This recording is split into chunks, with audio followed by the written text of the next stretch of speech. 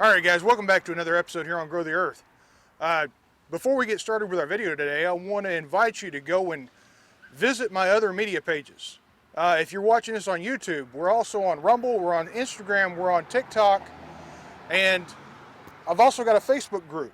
Now all these links are right here below me, and there are some things that if you're watching me on YouTube that you're not seeing if you're not visiting my other pages. Instagram, TikTok, and Rumble have all got extra videos that you're not seeing here. Also, if you are on Facebook, go join my Facebook page. We've got a bunch of different people there that can answer a bunch of questions for you. You know, you're able to actually have access to me directly to where you can ask me questions if you need to. And you can find all the information that you need to know to grow your garden better. So now let's get on with the video. Alright guys, welcome back to the garden. Today, we're going to be planting onion.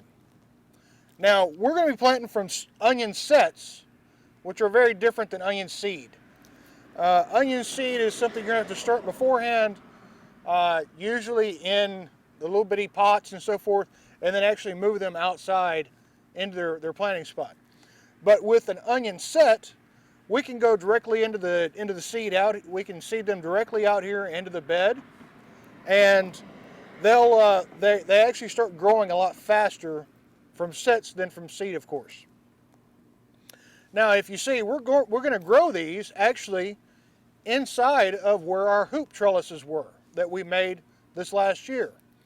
And if you haven't seen that video, right up here in the corner, I'm going to put a link to that video where you can find out how to make these relatively cheap, relatively easy, and they work really well for vining plants.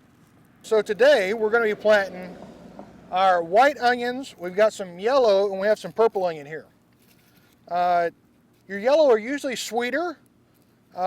Usually the purple ones, of course, are more for like your sandwiches and so forth because they've got more of a sharp flavor. But we're going to be planting these onions from sets, like I said earlier. And we have to plant these a very particular way. Now, if we're looking at this onion set, you have the top and you have a bottom, you have a butt. Now, this is where your roots are going to come from. So we need to make sure that when we plant these that we're doing it in the right orientation. If you plant these upside down, they're not going to grow. So we need to make sure the bottom, which is where you can actually usually see to where they've already got kind of like a crown, that is where your roots are going to come from. So we need to make sure that that is down. And to plant these, we're simply take it in your 3 fingers like this and just basically push them into the ground and then move your dirt around the top of them. Now, whenever we plant these, we want to make sure that the top, the little piece that's the top of it, that is still sticking out of the ground. If you plant these too deep, they will die. So again, take 3 fingers, pick your spot, and just push it down into the ground. Now, of course, I've already moistened the ground here because I knew that we were going to plant these onions and I wanted to be able to push them in easily with my fingers.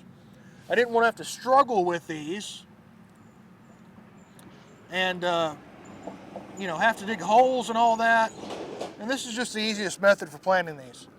Now, as you're planting these, you want to plant these a good 6 to 8 inches apart because we want to leave enough room for it to develop and not run into each other. More of those old man groans.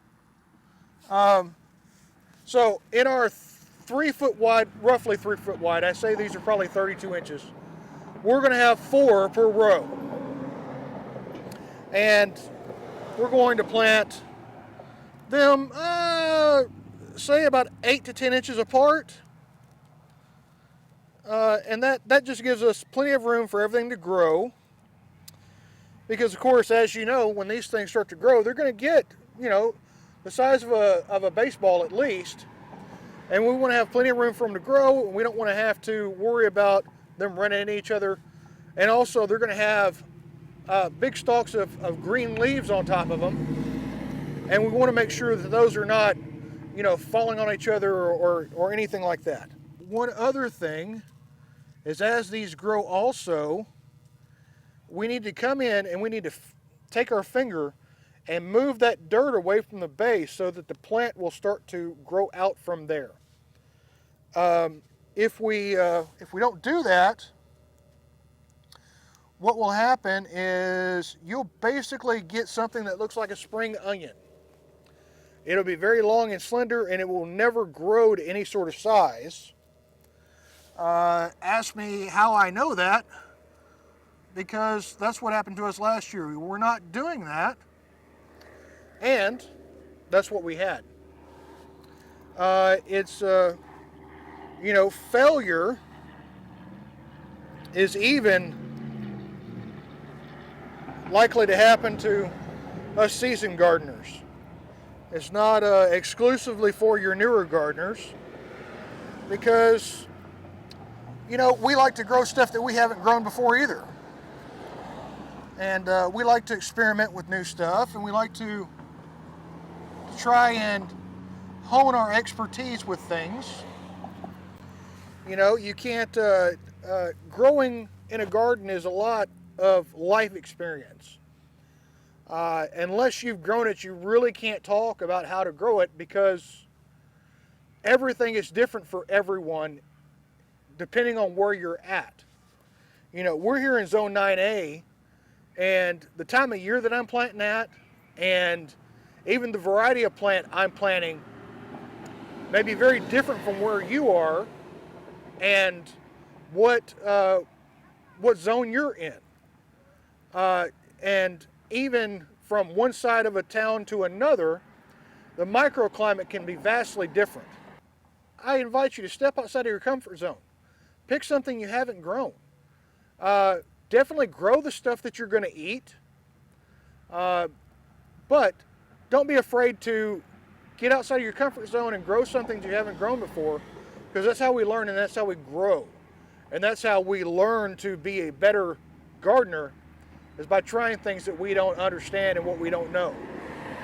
Now, much like this YouTube channel or the many other gardening channels that are on YouTube, or even the blog post and the different people who write articles, write books, there's plenty of places to get information from to grow whatever you want.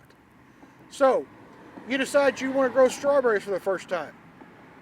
Do your research, figure out what varieties grow well in your area, learn the ins and outs, the little secrets of how to grow those, and then adapt them to where you're growing at, and you'll learn how to grow those things effectively.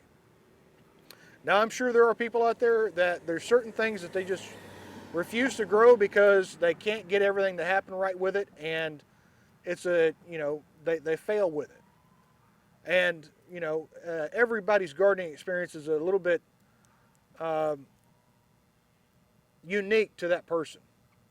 So, like I said, step outside of your comfort zone, grow something you haven't grown before, grow something that you failed at growing before, and just continue to sharpen your skills and get better as a gardener and better as a person. Being out here in the garden, this is kind of my therapy. I have a very busy, a very hard job, and getting out into the garden is something to where I can kind of zone out, per se, just kind of get out here and work and not have to think about the daily grind and what happened today at work or whatnot. And I get to relax, and I get to just get my hands dirty and kind of get back to nature and get back to God, because I can guarantee you that God is present in your garden, whether you want to recognize that or not, because this is all God's handiwork right here. From the plant to the fruit, it's all part of God's work, and it's all evidence in God, and especially because of the fact that usually it takes a gardener to grow it effectively. It takes someone to take care of it and prune it and just watch over it, just as He does for us. So guys, as always, I ask you to pray over your garden, pray over your family, and have a great day.